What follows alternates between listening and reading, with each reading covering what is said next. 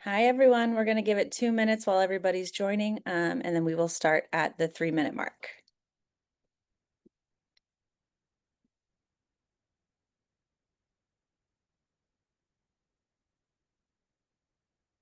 Oh, that number's going fast. We got a bunch of people here. All right, for those of you who just joined, we're going to give it about another minute before we start so everybody can join us.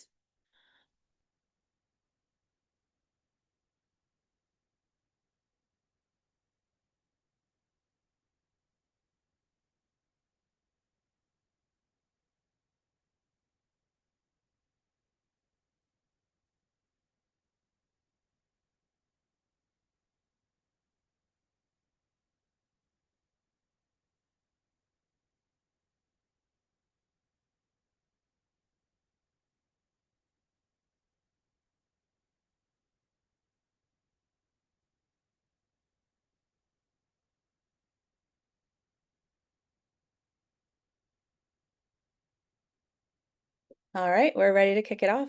All right, thank you everybody for joining us today. We're going to be talking about skills-based volunteering and really framing that around, of course, there's a community impact there, but thinking about this as the new era of employee development. We're going to start everything off with a poll. Really want to see where everybody here is at today. So this is single choice. So which of the following best describes your organization's current approach to skills-based volunteering? And if it's that you don't have one yet, that's okay too. We've got that option at the end there.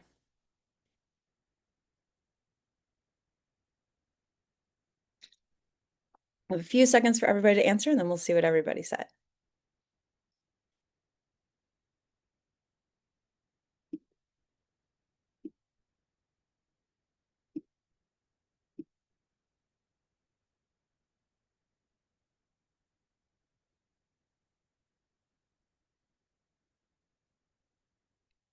All right, looks like the group predominantly focuses on traditional volunteering activities.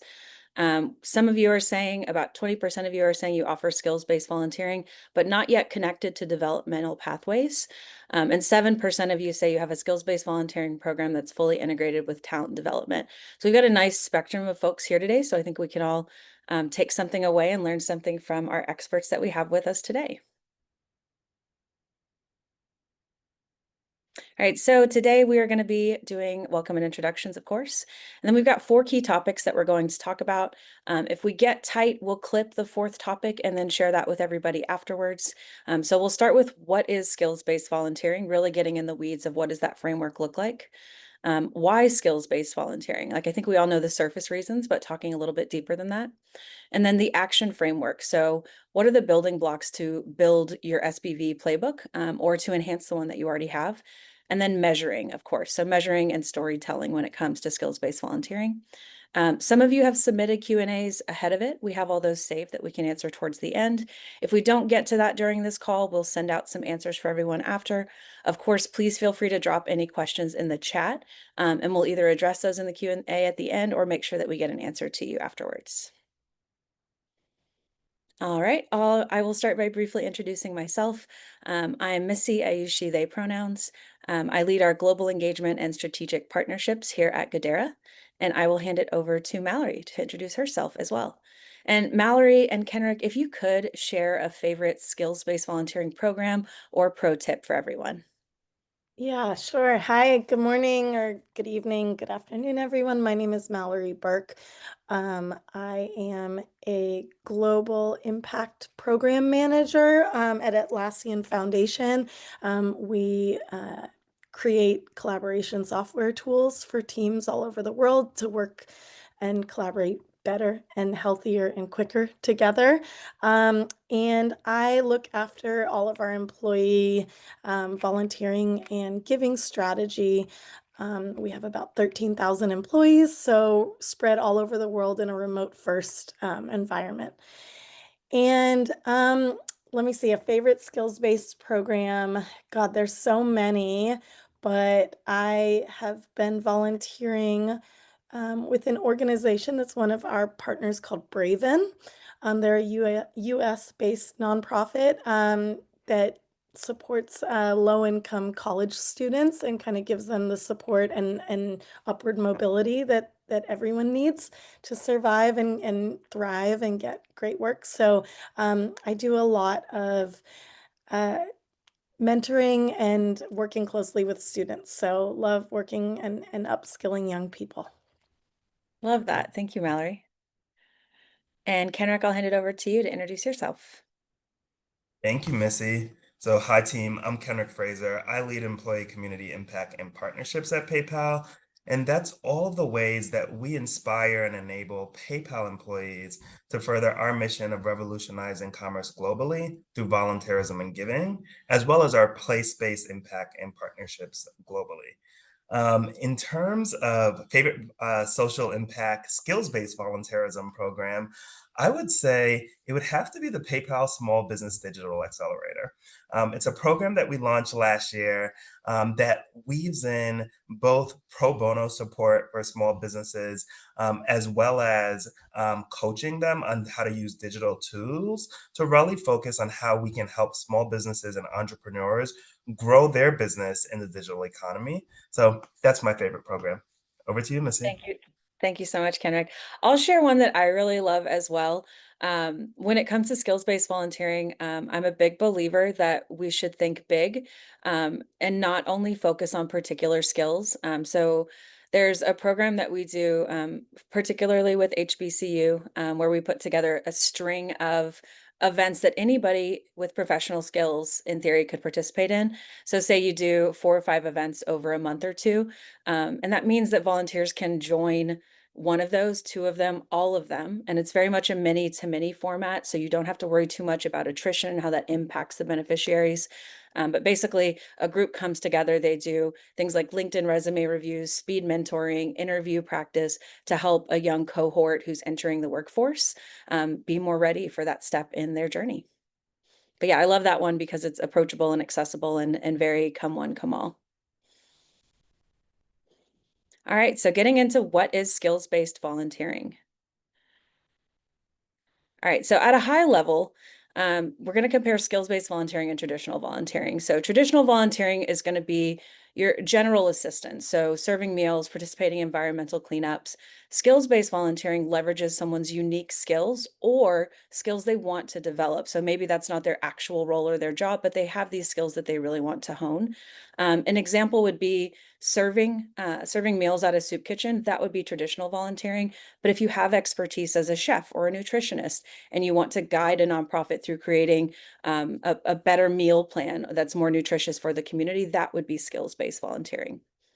And when it comes to impact with traditional volunteering can be more straightforward. It can be more simple to measure, but impact can be really multifaceted when it comes to skills-based volunteering. You have your lives impacted, but you also sometimes have longitudinal measurements um, and reporting to do there. And then for time commitment for the volunteers and what that looks like for them, with traditional volunteering, generally that's going to be more accessible. People can participate in one-time events or multiple events. And then with skills-based volunteering, typically that's going to involve longer-term time commitments or repeated time commitments. And the example I just gave of one of my favorite types of skills-based volunteering events, though, it kind of skirts the middle. So people can have a one-time commitment or they can have more of a long-term commitment. So that piece is flexible. And then I'm going to hand it over to Kenrick to walk us through a little bit deeper of a skills-based volunteering framework. Thank you, Missy. Yeah. So when I look at the spectrum of employee community impact, there are many ways that we can activate employees to deliver an impact for the communities where we live and work. And specifically, skills-based volunteerism is one of the highest ways that we can have an impact. And so this slide really shows you the full spectrum of employee community impact, from helping nonprofits make budget and providing them with financial support, or serving as extra hands to deliver key programs and services like serving soup at the soup kitchen or coaching a young person. But when we look at skills-based volunteerism, it does a couple things. First, on the coaching, mentoring, and opportunities that you leverage general skills, it really helps either young people or entrepreneurs or other beneficiaries gain critical skills for the next phase of their business, their career, or more. But we can go into the next phase of skills-based volunteerism, which is providing pro bono support and board service, which really focuses on the infrastructure and leadership of organizations. So helping nonprofits and small businesses have the infrastructure to grow. We all know that our talent base at all of our companies, we have rich talent bases from HR to finance to technology and more. Many nonprofits and many small businesses can't afford these same specialized expertise. And it's a huge opportunity for us to tap in and enable their growth by helping them with the infrastructure. And I don't want to forget volunteer leadership. And so I always like to share these are the catalysts for impact inside of your company, the typical volunteer ambassador or champion. And so it's important that we also think about those skills as well. And those programs are skills that we train employees on, but they're learning while volunteering as an ambassador. They're learning stakeholder management, communications, and other skill sets that could propel them on their leadership journey within the company and beyond. I And love throughout that framing. Love, love, love that framing of basically you're saying the volunteer champion or ambassador is also doing skills-based volunteering. Exactly. And throughout all of our skills-based volunteerism, we have something called service learning, which our employees learn. And so we can go to the next slide. And so on the next slide, service learning is an approach where we combine our learning objectives with community service. And this is so important because it furthers your company's purpose. It enables employees to learn, but it also enables employees to connect with each other and builds a sense of community and belonging when we bring employees together behind a shared mission. And what I've found is that through service learning, the uniqueness of it is that we're able to provide employees with a practical and progressive and reflective learning experience while delivering for the communities where we live and work. And we could go to the next slide. And the reason why this practical experience is so important is because 70% of what we learn actually comes from experience. 20% comes from exposure, like coaching, mentoring, and other initiatives to develop our skills. And 10% comes from formal training and education programs. Across all of them, we can weave in skills based volunteerism, but the experience only comes from practicing. So, what I like to do sometimes is partner with our talent team, our learning and development team, to ensure that we are providing our volunteers with training. For example, you might be an engineer having a training on communications, but then through your pro bono project, you're able to practice those communication skills while exercising your expertise with our nonprofit partners and others. Over to you, Missy. I'm curious, Kenrick, before we move on from here, actually, with PayPal, how do you all think about developing existing skills versus upskilling? So I love that example of like the engineer who's developing skills in communication. How do you think about that in your framework of skill building, upskilling versus leveraging existing skills, or is it all kind of intertwined? Yeah, great question. So it's somewhat intertwined. And so we do want to ensure that for our pro bono projects as well as board service, that we are leveraging skills that you have today, right? We don't want someone that doesn't do finance building your budget model. That won't be good for you or for them or for the company. And so we want to ensure that you have the expertise to deliver on the pro bono and board service obligations first and foremost. Meanwhile, things like coaching and opportunities that have more general skills, that's broader, right? Like we provide deep curriculums and guidance there, but you're able to come from a variety of backgrounds and volunteer in those projects. Either way, on both sides, we do see it as an opportunity for upskilling. So on coaching, you're getting opportunity to do things like presentation skills and enhance other elements that really deal with people. But meanwhile, on the pro bono side, that's where we work with HR heavily and ensuring that our employees are learning stakeholder management, negotiation, communications, and other skills that are key for their growth at PayPal and beyond. I love that. And I'm hearing a lot of transferable skills that people can hone that apply to multiple different jobs and are more general. That makes sense. Well, thank you for sharing your expertise on how you all think about skills-based volunteering. Now we're going to transition into the why. So as we're thinking about where to invest our time and our resources and our talent in volunteering, what should we be thinking about when considering why skills-based volunteering? So do a quick poll from everyone. So think about like why you're here today. So what are the drivers for your interest in skills-based volunteering? And this one's multiple choice, so feel free to select a bunch.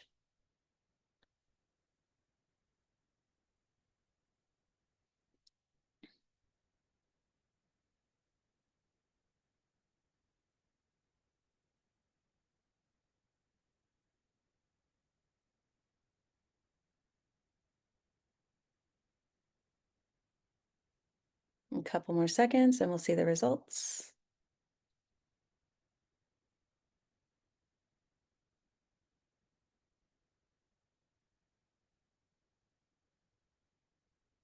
I always love the results part. Okay, let's see what people said. So the most common two are enhancing employee engagement and retention, no surprise there, and employee skill development and leadership growth. Following that, we have building stronger community partnerships. I think that's a super smart thing to think about with skills-based volunteering. Really continuing to invest in those partnerships with nonprofits, and then addressing specific community challenges with your expertise.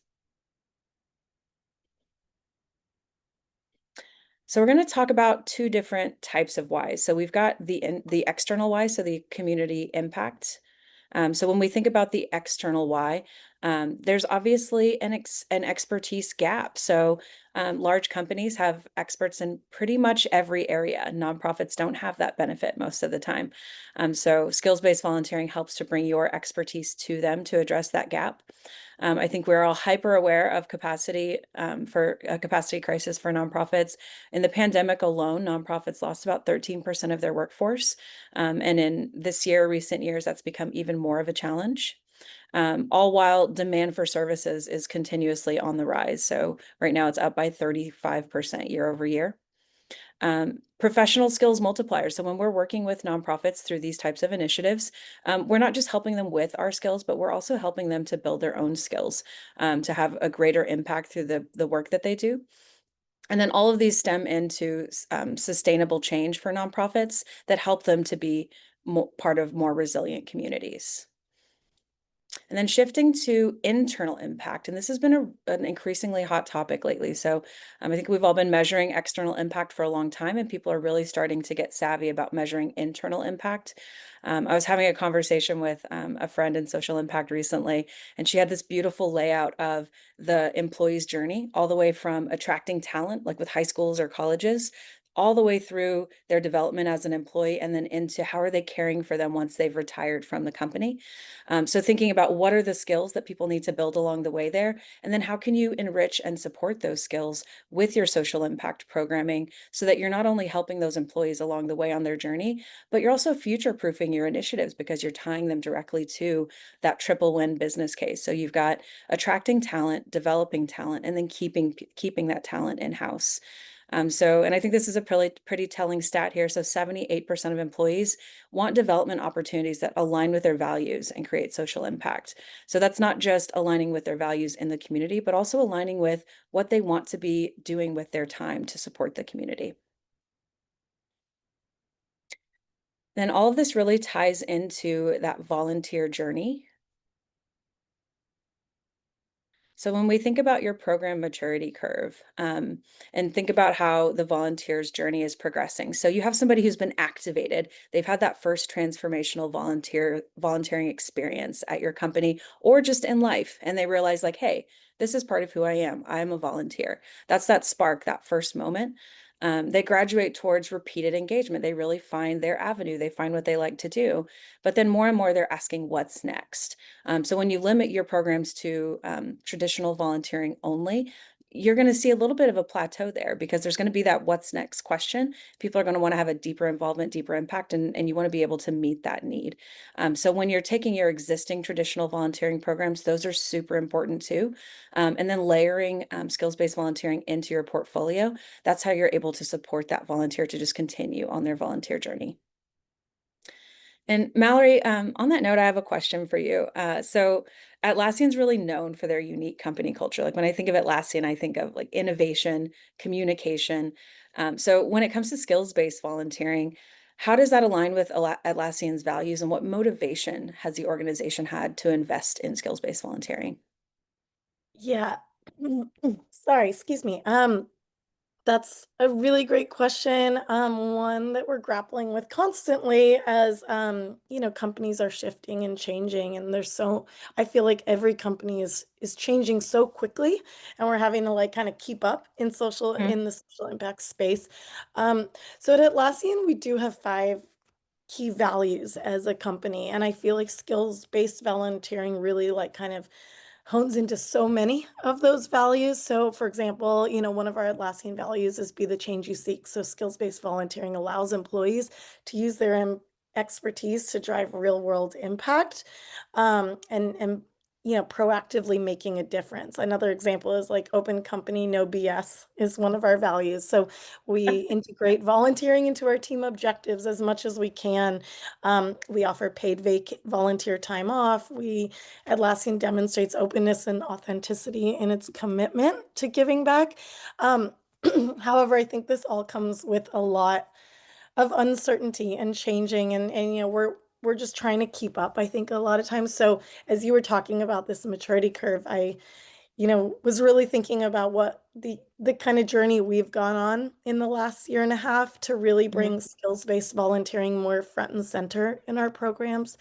Um, and so I think we're getting there, but this is such a challenge. And so we've been trying stuff and then kind of reworking stuff along the way. So it's definitely, this is all a big learning curve. And so appreciate this slide a lot. Yeah, I mean, it sounds like, thank you for sharing that. It sounds like even your approach to skills-based volunteering is really reflective of Atlassian's company culture. I think you have such innovative programs, and your own volunteer journey that you've built is really innovative too. So it's helpful to hear. And then one more question for you, Mallory, too. Are there any particular workforce challenges that you aim to address with your skills-based programs? Yeah, so I think so just to take you back a teeny bit about some of our journey over the last, I'd say like 6 to 7 years in skills-based volunteering. Mhm. Um, we started, and I don't know how long I have, but I will try and like wrap this up really quickly. You're Um, fine. Tell your story. Okay. We started about 6 or 7 years ago with an idea that we have so many community, free product licenses going out, into the nonprofit social sector. We have no Mhm. idea how they're using these products. We have no idea, what big changes that are happening in the world because of our products and our apps and our platform. And so I think a lot of it, we wanted to kind of understand that a bit. So we started something called the 500 Project, and the idea was how of these like 13,000 nonprofit customers, how do we, better understand some of these users? And so we found 500 nonprofits that we could interview and better understand the way they're using our product. So that was kind of our first step. The second step after we did that and we had a big report and we understood a bit more about what our products were doing, how they were supporting it, and nonprofits to be healthier, more effective. Now, how do we support them further in more of a pro bono way? So we launched a program called Engage for Good that was kind of this, the world is your oyster, everything, whatever anyone needs. And it was great for a while, but it was a lot of work to manage a really big pro bono skills-based program. And we realized that the skills our employees had didn't always perfectly match with nonprofits. And so then from that, we ended up kind of tailoring the program really to be product focused. So it's called Ask an Atlassian. And it's much smaller, more, and sometimes you have to scale way back to launch further off. So in the last year, we've had 195 requests that are all about products. So product discovery, product optimization, and kind of teamwork coaching, because we have a teamwork playbook that we support nonprofits with. So it's been a journey. I think, we had to almost like go too far and then scale back to be Yeah. able to move forward in our journey. and now I forgot the question, but You answered it. I think it's been like this whole journey of like better understanding. I think also aligning ourselves more to the business value of the company, like understanding nonprofits is a great way to understand our products and how they're used in real world, situations. Well, it sounds like through that journey you kind of found your 80/20 in terms of like where do you have the surplus of skills, where do you have the need with nonprofits, and where can you scalably bring a lot of those two together. Um, and it had to go through a little bit of a journey of like, oh, this is not scalable, so let's do it this way instead. That's super helpful. Kenrick, I had a question for you too. So when it comes to learning objectives and furthering business objectives as well, how does PayPal skills-based volunteering take that into account? Yeah, thanks, Missy. So at PayPal, our mission is to revolutionize commerce globally, and we do that by fueling entrepreneurship and small business growth.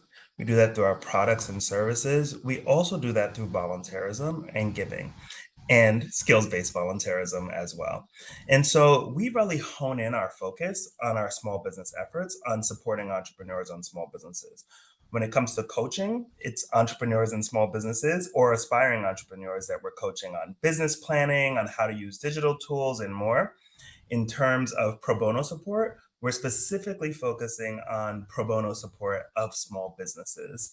And so, what that does is a couple things, right? From a business objective perspective, we are championing small businesses who sometimes are our customers, right? We don't go in with a commercial lens, we go in with an impact lens.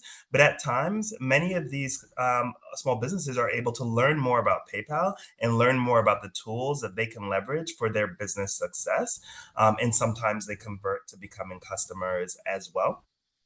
In addition to that, from a learning perspective, in partnership with L&D, we integrate the learning objectives up front and ensure that our employees are trained on these specifically for the pro bono programs or the long-term mentorship programs. So we have some mentorship programs, like, for example, with the Sri Blair Foundation for Women, which is a year-long mentorship program that's focused on supporting women entrepreneurs. We also integrate our learning objectives there. And so by training employees on the learning objectives, giving them the opportunity to exercise those skill sets and get practical experience right after learning it. And then last but definitely not least, having reflective practice so they understand one, the learnings that they have just learned, but then also can know how they can apply it to their day job and convert it from, you learning stakeholder management with a nonprofit to applying your stakeholder management best practices that you've now learned with PayPal internally as well as external clients. I love that. Supporting entrepreneurs is so near and dear to my heart. I'm a daughter of an entrepreneur and seem to always be surrounded by them.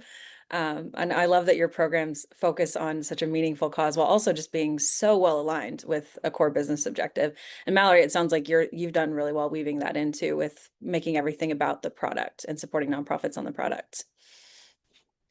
One more question for you, Kenrick, and it sounds like it's interesting with supporting SMBs and entrepreneurs because it's a specific focus, but can have such a broad application because they are all kinds of different businesses and they need all kinds of different things. So when it comes to your volunteers, like what differences have you seen in engagement between employees that have more traditional like pro bono skills versus employees with broader professional skills in your skills-based programs? Great question, Missy. So legal pro bono is always ready to sign up. If you put out a pro bono project, legal's like, sign me up. I'm ready today. I'll get my credits, my continuing education credits. And so legal is, eager to get involved with pro bono. And for other employees, messaging and communications is key to really ensure that we're able to recruit them and help them understand that pro bono isn't just for legal, it's for everyone. And we all have unique skills and expertise that can help our small businesses as well as nonprofit partners. And so the communications approach is very different. So, when it comes to legal, we have very simple communications approach. Here's this pro bono opportunity. Here's the date, time, sign up. But when it comes to the broader employee population, that's when we want to inspire them of stories of impact, specifically stories of impact not related to legal pro bono, so that they know that they too have skills that can deliver meaningful impact for the communities where we live and work. Sounds like you're really in tune with people's whys and how that can vary greatly based off the roles they're in and the skills. So yeah, you do have to inspire versus like with legal pro bono, it's yes, the why is very clear in that. And there may be more beyond that, but no, that's super helpful. We are going to jump ahead and talk about building your skills-based volunteering playbook. And we'll do a quick audience poll. So tell us, what do you see as your biggest challenge? And this is a single choice, so your truly biggest challenge to implementing an effective skills-based volunteering program.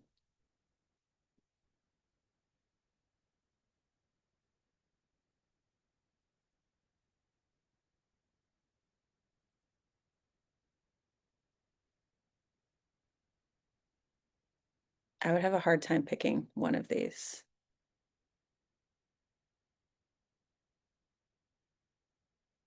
All right, a few more seconds and we'll see the results.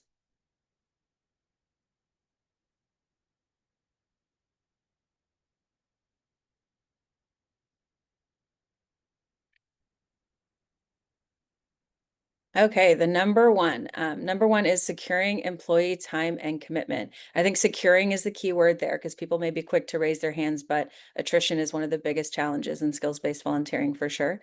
And then finding the right nonprofits and really scoping out what those appropriate needs are is number two. And surprisingly, budget constraints is almost last. All right, so when it comes to skills-based volunteering and the formula, of course, it is more complex than this, but you have two main ingredients here. So you've got, what do the nonprofits need? And that's actually a very complex question. So you take what the nonprofits are communicating they need, and then you really have to break that down and work backwards to scope out what that project looks like. So it's not always just that surface value need. It's a little bit more complex than that. And then the second ingredient is a well-rounded portfolio. So you've got these needs that you've mapped out, and then building what is the portfolio to solve for those needs and bring your employees into that. And that is the very high level formula for a robust skills-based volunteering program. But to break it down a little bit more,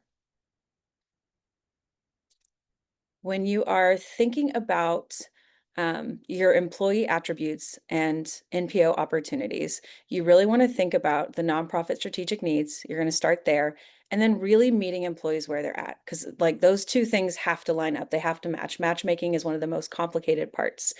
And then in today's world, always consider AI. So always challenge yourself to say, hey, we could have solved for this yesterday in this way, but wait a minute, is there a cooler way we could solve for this with AI? And then everybody also upskills around AI.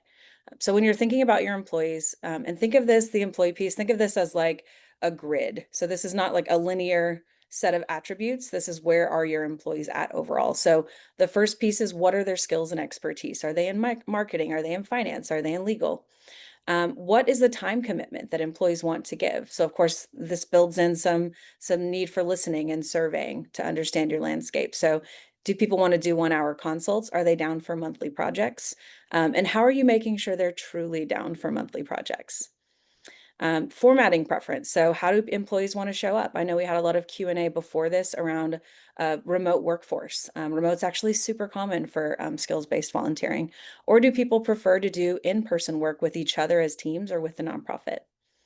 And then the career stage. So when you're thinking about that journey for the employee, where do you tend to have a surplus of people raising their hands for skills-based volunteering? And how can you get a broader spectrum of people so you're bringing in people at all levels with different needs for development?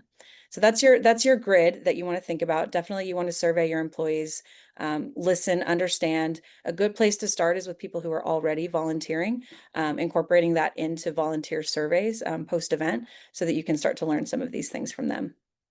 And then on the MPO side, think of this as buckets of projects. So once you've talked to your nonprofits, you've scoped out what they need, those may start to take some different forms. So strategic projects is one.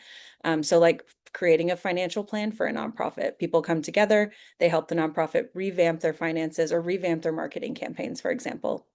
Capacity building, this is where AI can really come into place. So nonprofits, of course, have capacity constraints. What changes can they make to their business strategy and their operating model to increase their output, increase their fundraising, increase how they're supporting the community without increasing their headcount? Advisory roles. So Kenrick talked about pro bono, board positions. So what needs with your nonprofit partners are there for those special relationships? And does it make sense for those relationships to be one-to-one or perhaps a team of employees that's supporting a nonprofit together? Innovation labs. So think of this as like a problem-solving, design thinking hackathon type of project where this nonprofit has this seemingly unsolvable challenge, and you have this group of employees who are going to put their heads together and come up with some ideas to solve it. So the two sides of that, you've got your employee grid of where are your employees at, where do you have the surplus, and then with the nonprofit side, what are the opportunities and where do you have the need? And then from there, you can start to match everything up.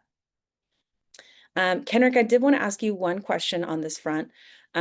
So when it comes to this landscape, your employee attributes, your nonprofits, obviously you're a big global company, and that can be very complex. So with skills-based in particular, how do you scale those initiatives globally?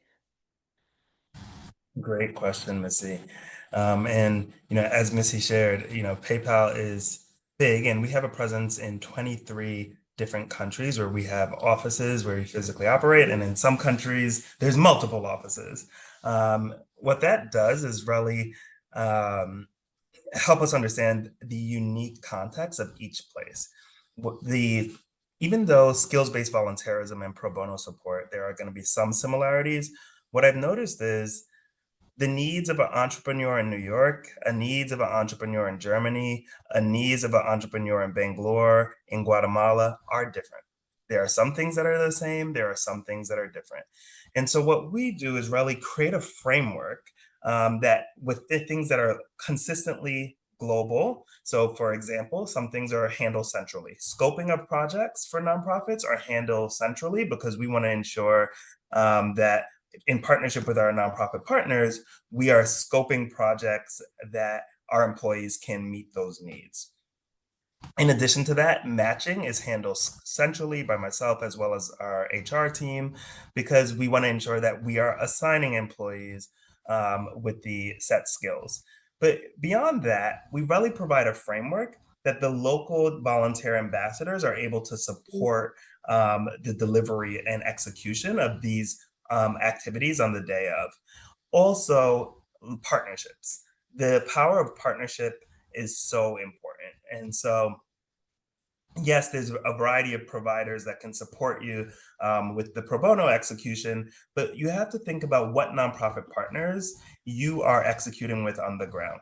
And so at each site, what I ensure to do is ensure that we have a nonprofit that's supporting small businesses that can meet the criteria that we have for our pro bono program. And so that's including the things that we'll need the nonprofit to collaborate with us on to ensure that we're meeting the needs of their community. Not every nonprofit will have the bandwidth for that or the flexibility. And so it's important to choose the right local partners, and the criteria can help with that to bring them on board early. So those are the key ways for scaling pro bono programs globally. In terms of coaching, it's 100% looking at global coaching partners like the Sri Blair Foundation for Women, the Network for Teaching Entrepreneurship, and other organizations that we partner with, or working with Goodera and ensuring that we are aligning our partners to Goodera and they can help deliver consistent coaching programs locally. Thank you for sharing that. I had one question as you were talking through that. You mentioned that HR supports with matching as well, and so do you. I'm curious on the employee side, what considerations are there with making a good match? Great question. So depending on the project, Yeah, okay. and for our pro bono project, for our pro bono projects, one thing that we do, you need to have 7 years experience is a requirement in the specific subject. So for example, if you're building a budget model, we want to ensure that you have at least 7 years of finance experience. And this is including your experience pre-PayPal. And so all of our employees, when participating in the pro bono program, they have to apply to participate in the pro bono program. And through communications, we share early on, you may or may not get matched based on the needs of the nonprofits. And same thing in our small businesses, and same thing with the small businesses. Like we share the same thing to level set expectations that their needs may or may not be able to be matched to our employees' skills, because we want to ensure that we are having the greatest impact and delivering for all parties and having a great experience. And so the application process, both on the for our employees as well as the small businesses, is critical. I'd also share that we don't do a full recruitment and send it out to all employees for our pro bono projects, because we all know how it feels to receive an invite to something that you're excited for, but you actually can't participate because you don't have the skills. And so HR has the information on skill sets. So we specifically only send out, well, if we have one of the projects, let's say 3 of the projects, and we have 50, I'm just giving you an example. Let's say we have 50 projects at a pro bono day in New York with 50 entrepreneurs, and 3 of them are finance. We would send it out to specific skill sets in finance that will align with that project. And so that we are, limiting the funnel of who's applying to ensure that we're getting the right talent in the room to deliver these projects. That's such a beautiful layout. So I'm hearing thoughtful invitations based on actual recorded skills. So you're inviting the right people to the right projects. Good communication on expectation setting. Like this isn't a one-to-one thing. Not every nonprofit and not every employee is going to get a match. That's part of the matching process. And then the whole thing that you're describing, I think, is a really healthy, it's a framework like a job, like you're applying for a job, which I think helps to filter out, like attrition is a big problem with skills-based volunteering when you don't approach it with that level of this is a job. So if people understand that they're applying for something that they need to be qualified for and they need to be selected for, I think that anchors in their commitment there a lot better. I love that. And then Mallory, question for you. Speaking about employee skills, how do you go about deciding which employee skills you want to leverage in your skills-based programming?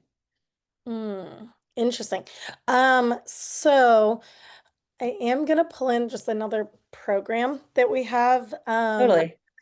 I think our product program is interesting because I mean we try and say that anyone who's a general Atlassian product user can actually volunteer for our skills-based program. But we actually also have a lot of other things that people can do. And so about 6 months ago, we launched a program in-house where we're rewarding employees for different skill sets that they can use and kind of programs that they find on their own. I think we are still in a bit of a discovery period of like finding a better way to have a self-serve pro bono program for employees. So I'd say for us, we're still in this kind of learning phase.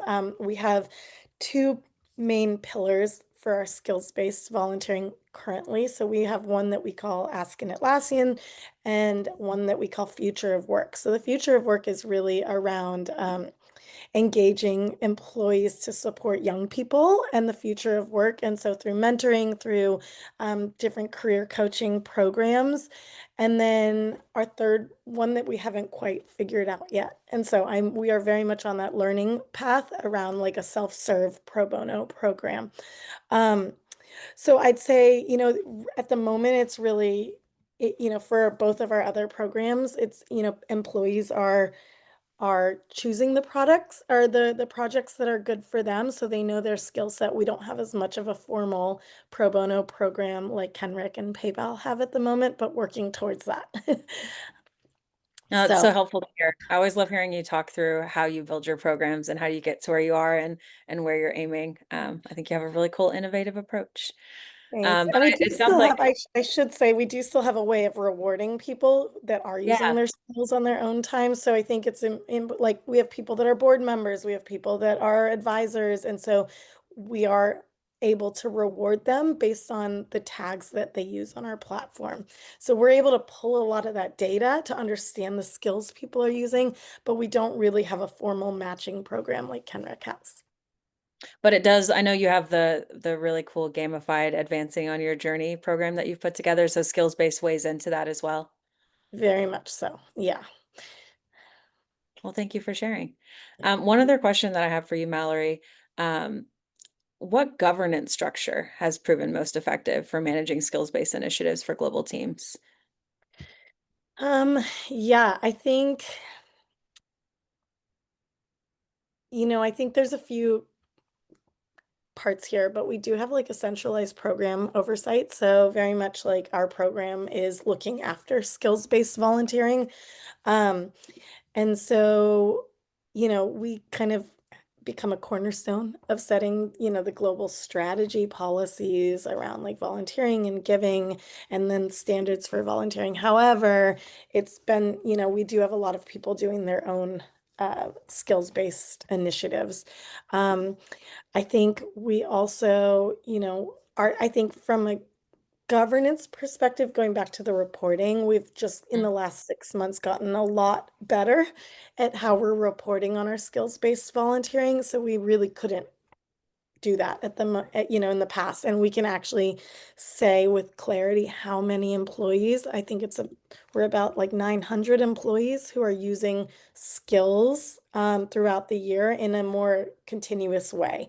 So we are able to start pulling those data points to be able to have a better understanding of how we look at skills-based volunteering on a global level.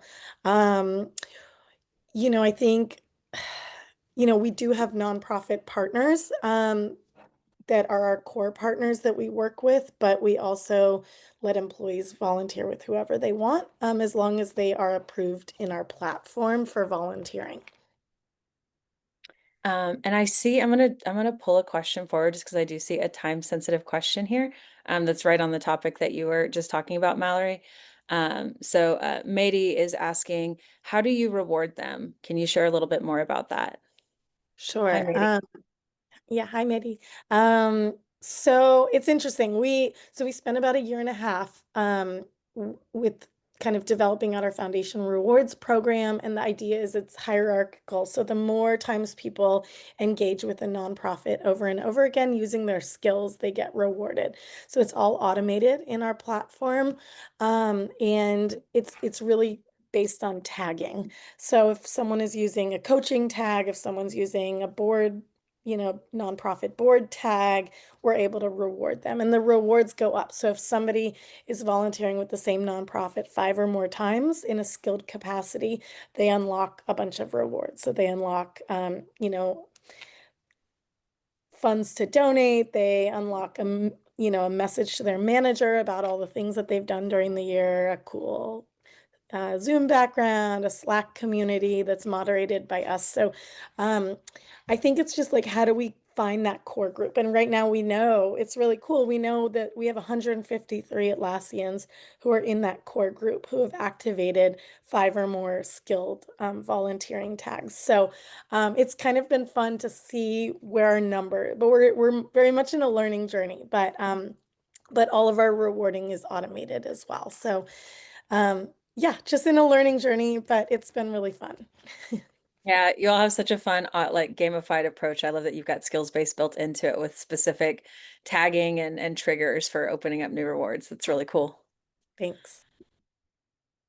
Well, I'm going to share a couple of examples with you all for skills-based volunteering opportunities. At Goodera, we've been really doubling down on skills-based volunteering. There's such an increased need for this, pretty ongoing.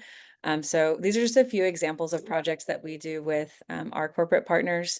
This first one I actually really love. So helping a nonprofit with a really hard thing, their data privacy and protection policies. I think most companies have this skill set in-house, and nod to Kenrick's note of qualifications. And this would be a type of job that you're doing with a nonprofit, but that's something that all nonprofits need, and most companies have those skill sets to offer. And then broader, I think this is a more common one. So putting together marketing collateral, helping them with their social media strategy. And then a more unique one, so stepping away from helping specifically a nonprofit with how they're operating, but using your skills to help students learn about STEM and AI through a workshop. And a couple of other examples I wanted to share. These first two fall into my favorite kind that are the come one, come all, share your professional skills. So doing resume reviews, mock interview workshops with students, and that can be a suite of multiple different projects, or empowering you through a speed mentoring session. Another thing I really love about these projects is they're very malleable. So if you want to help people develop their skills and prepare for a job in HVAC or in hospitality or in finance, you can really frame these around your company's skill sets and how you want to help the community. And then this last example to share, and these are not by any means all of our examples, just a few we wanted to share, participating in a thinking out loud testing exercise with a nonprofit to help them develop their UI or UX on their website. So really doing like a hackathon workshop with nonprofits to rethink their approach to their website. And their website is such a critical piece of how they communicate with their beneficiaries, how they bring in new donors, and how they tell people about their mission. So really, really important central thing that nonprofits often need a lot of help with. And rather than making that a like an order taking transactional delivery, sitting with the nonprofit and really thinking about like, what are you trying to accomplish with the UX on your website? All right, we're going to transition into measuring the impact of skills-based volunteering. We have a few minutes here, so I think we probably have enough time to go through these ones. With the Q&A that you all have submitted, we'll send out some responses to those if we don't get to them. But let me go ahead and jump ahead. So we talked earlier about the two ways of framing impact. So you've got your community impact and then you've got your employee development. When you're thinking about your community impact, there are a few main ways. I'm actually going to start on the right side because this is the most obvious one. So qualitative impact. So this is the lives impacted. This is where you're defining what are your coefficients for this project equals this many of this unit. So you always want to scope that out, define that ahead. So that as your program starts to scale, it's very plug and play with getting to that qualitative impact measurement. Moving to the left, this is the more complex one. So the value of your strategic recommendations. So if your employees came together, did a project as a team to help a nonprofit and recommend 3 solutions for how they can leverage AI to improve their business operations. Which solution did the nonprofit pick? What's the immediate impact? And then this one usually involves measurement ongoing, like 6 months later, 12 months later. But that also builds in some really good opportunities for continued consultation and skills-based volunteering interactions with that nonprofit. And then professional time value calculation. So this is the simple math of an employee needed an accountant. It would have cost, or a nonprofit needed an accountant. It would have cost them X number of dollars times X number of hours. So it's really calculating out what is the savings that your program gave to that nonprofit because you gave them these skills and this help pro bono. And then shifting to employee development. This can be so complex. It can be straightforward. It all depends on how you want to measure this and what the skills are and what your company does. So skills and competency growth. So what skills did people work on? This is a lot of listening. So what did the employees, what did their managers self-report or assess for new skills they developed and how they've improved in those skills? So that's a very measurable piece. Career advancement is also really measurable. So if you take the employees who participated in skills-based volunteering and track them versus the control group of those who did not, to see what is the career advancement impact that doing skills-based volunteering can have. And spoiler alert, tends to be a pretty measurable impact there. And engagement and retention. So just like with traditional volunteering, but oftentimes you do see a deeper impact on engagement and retention when you're doing skills-based volunteering. So how do employees feel? What is their net promoter score? Percentage increase in retention rates. And then also a good way to measure employee engagement and satisfaction is who is participating in things ongoing. So like Mallory, your note about people who are doing multiple skills-based projects ongoing and really recognizing and celebrate that all ties in really well to what you want to be focusing on with employee development for skills-based volunteering. Mallory, I had a question for you on measuring, but you already answered it. So thank you for tying that in earlier.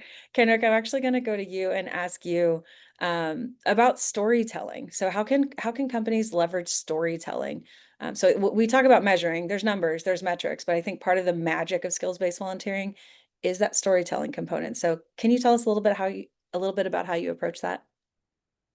Yeah, you're spot on, Missy.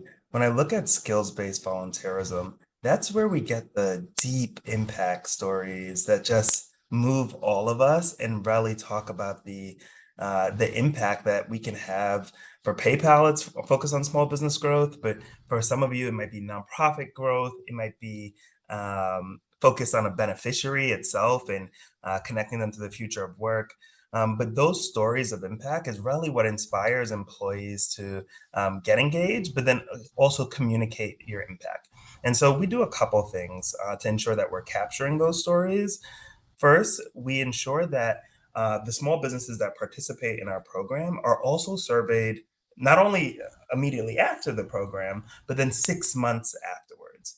What that enables us to do is understand, did they apply the tools that our employees helped create for them, whether it be digital marketing plan or others. And from that, how did that change their business? Did it help them generate revenue or more? And what we found is outstanding stories coming out of that one inspires people to get involved, but then also helps us communicate our collective impact. In addition to that, leveraging our employee voice internally is critical.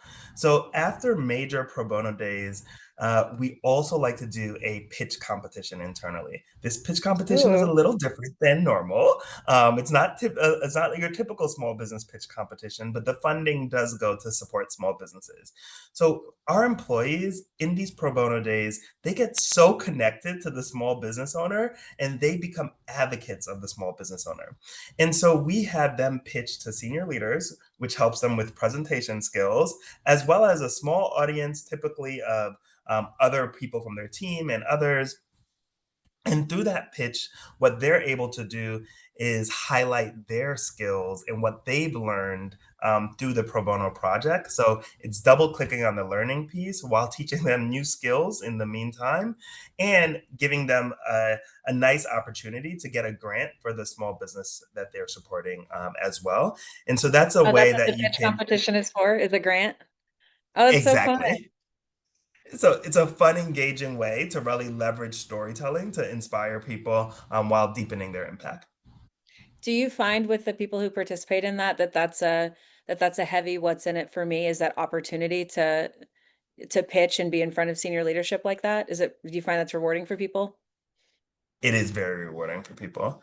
And they're pitching to some of the most senior people in the organization that, for some employees, they might not have the opportunity to pitch to them in their day-to-day roles. And so when we think of communication skills and presentation skills and other skills that we're enhancing, being able to understand an executive level presentation and deliver it is another skill set that these employees are learning. So it double downs on what they're already learning through the pro bono project. I love that. And circling back to the note about surveying the nonprofit 6 months later, I love that you tie that into the story. It takes it from, I think that the surface level reporting for skills-based volunteering is what we did.